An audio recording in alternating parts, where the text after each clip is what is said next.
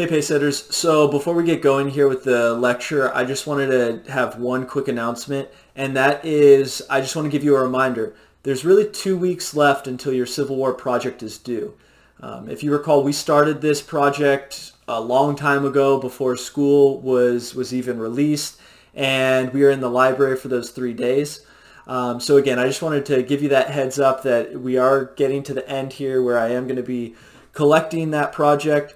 And if you hadn't seen one of my other videos, I've trimmed this project down to really two pieces. The first is that research. So the research guide, the front and back where you were taking your notes, all those boxes should be filled. Included in that research is that works consulted page as well. I'm looking for 3 sources. If you do that, you'll be good to go. And then really the only other piece of this project is the project itself, right? So whether that is the game board, whether it's the diorama, whether it's a movie or a journal or a photo album, that is the other piece that I'm going to be collecting.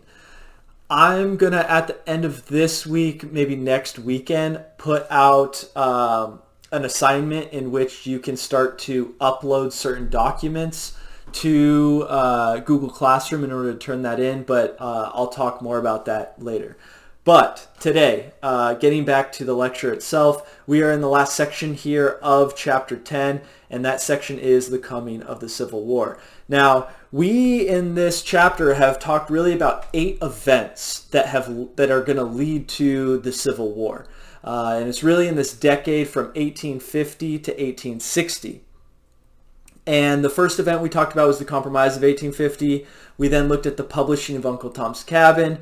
We looked at the Kansas-Nebraska Act, the Brooks-Sumner incident. We talked about the Dred Scott decision, the Lincoln-Douglas debates. We talked about our guy, John Brown, and how he raids the weapons facility at Harper's Ferry.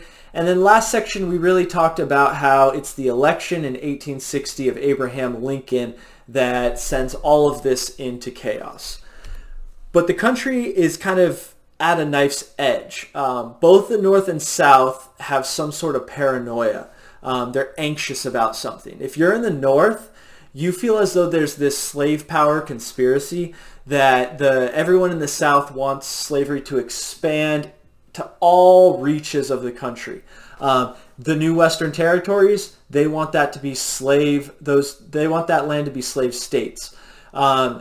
They see this in the Kansas-Nebraska Act, that they even are attempting to open land that was once supposed to be for free states. They are now opening that land to popular sovereignty, where the settlers get to choose if it becomes slave or free states eventually. So the North, they're kind of seeing things, and they feel as though the South is attempting to spread slavery everywhere.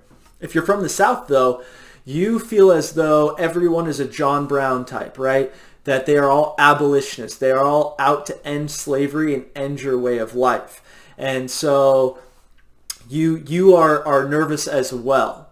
And so again, country is at a knife's edge, and it is the election of 1860 that's going to start the rock rolling downhill and get things going here, because we see Lincoln, while he only gets 40% of the popular vote, he wins the Electoral College, and he wins many of those northern states, and many of which are the free states. And it is with his election that we see the first 7 states in the Deep South actually secede from the Union.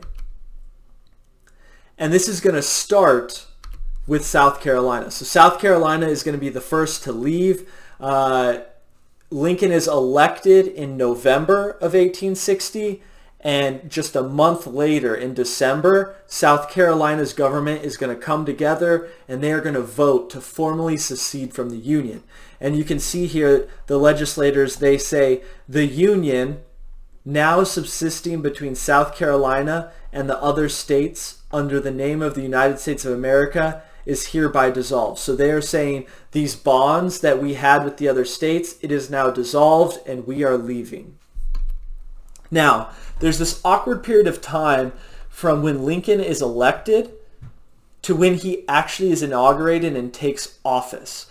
And so you have this period from November to really March where James Buchanan is still the president. And when South Carolina secedes, he says you can't do that. It's illegal, but he doesn't actually do much more about it.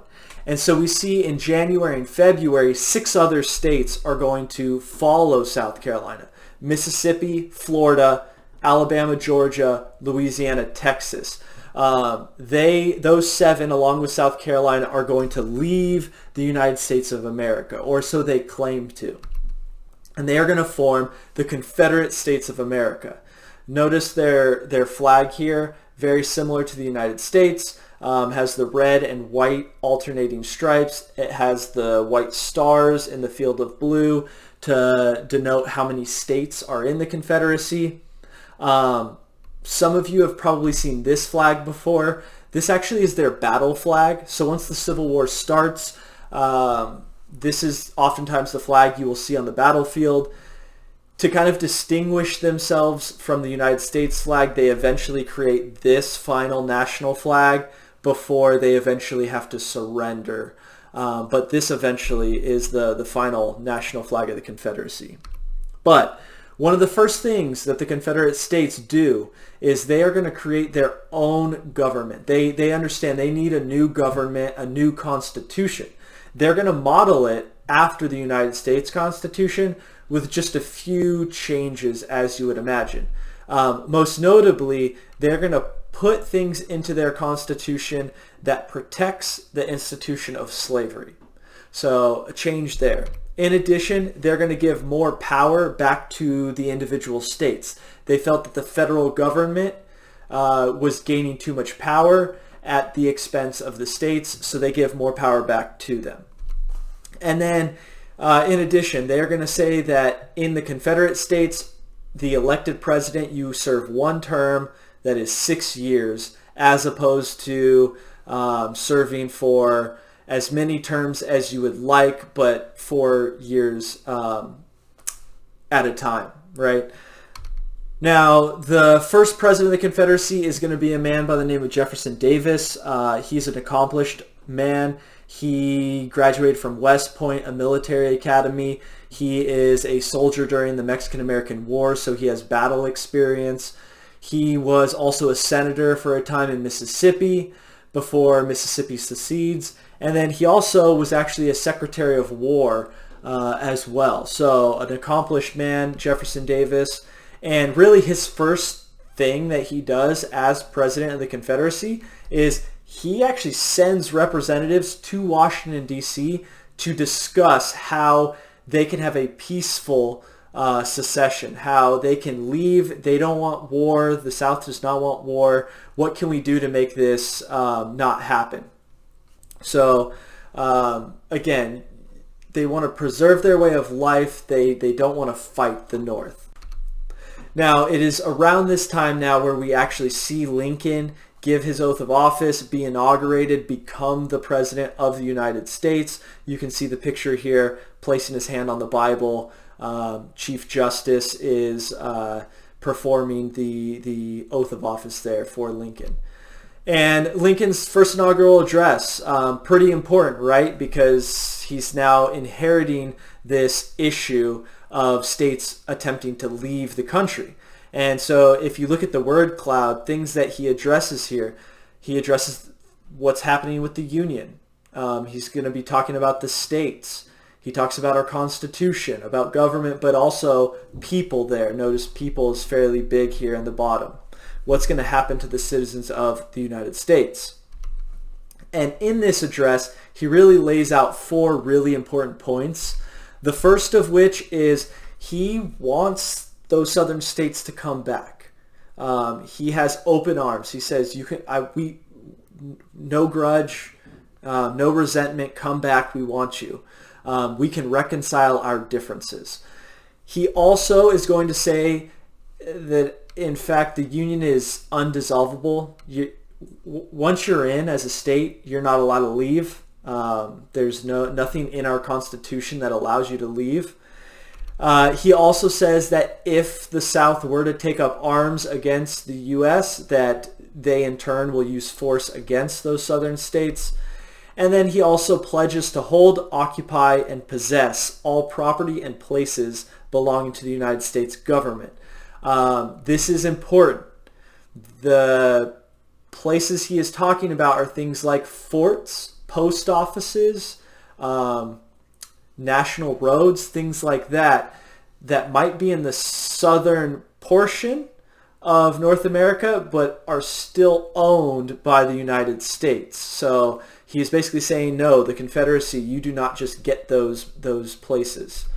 But the first dilemma really is he has to ask the question, is secession constitutionally acceptable?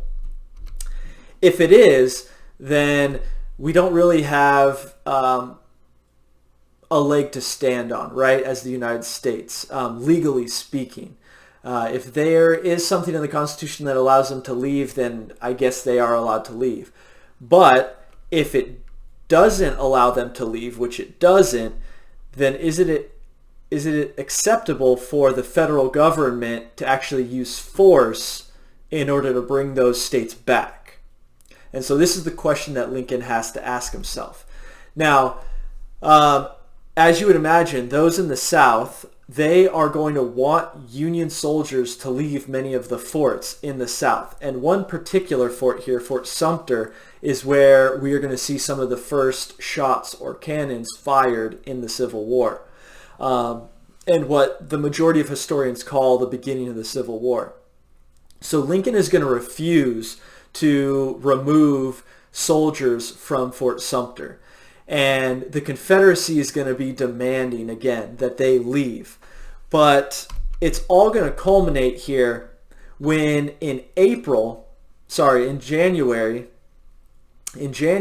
of 1861, Lincoln is going to tell Robert Anderson, the general at Fort Sumter, and Fort Sumter, notice, is here on the coast of South Carolina, but in the middle of the channel. He's going to tell him, I do not want you to give up this fort. I want you to hold this fort. But what happens is he begins to run out of supplies, and he needs resources for his men there. And so Lincoln is going to send the Star of the West to resupply Fort Sumter. And as the ship is coming into the channel here, South Carolina is actually going to open fire on this resupply ship. So Fort Moultrie, the cannons are going to fire, and they are going to force the Star of the West to retreat. They're going to have to go back out into the Atlantic. They're not going to be able to resupply Fort Sumter. So this is happening in January, and their supplies were already running low. So again, now it's April. It's a few months later, and again, South Carolina is saying, you need to leave Fort Sumter. But again, Anderson refuses. And so on April 12th and 13th, the South Carolina is going to open fire and bombard this fort in the middle of the channel. The general for South Carolina is P.G.T. Beauregard. We'll see him later on in the war as well. But notice all of these cannon batteries that are on the edges surrounding Fort Sumter here in the middle, they're all going to open fire and bombard Fort Sumter. So again, the Confederacy attempts to force them to leave by sending representatives to persuade them to. When they refuse, they start to open fire. Eventually, Anderson's going to have to surrender the fort. There are no casualties. Anderson and his men, they're all able to leave and return to the north. But it's kind of a win for the Confederacy, and note that they use arms, they use force against the United States. And so we're going to see Lincoln is going to have to do something about this, and he will. He'll begin with the cannon fire at Fort Sumter to start to enlist men into an army. Now, with that, that's the end of the lecture here. Really the end of Chapter 10. The Chapter 10 test is Wednesday. Be working on the study guide. I would make sure that you're able to know the details about those 8 events that you have on the screen before you. Go back into your notes, go back and watch some of the videos if you have to. Read the textbook. The textbook is your friend, and I'm sure you'll do really well.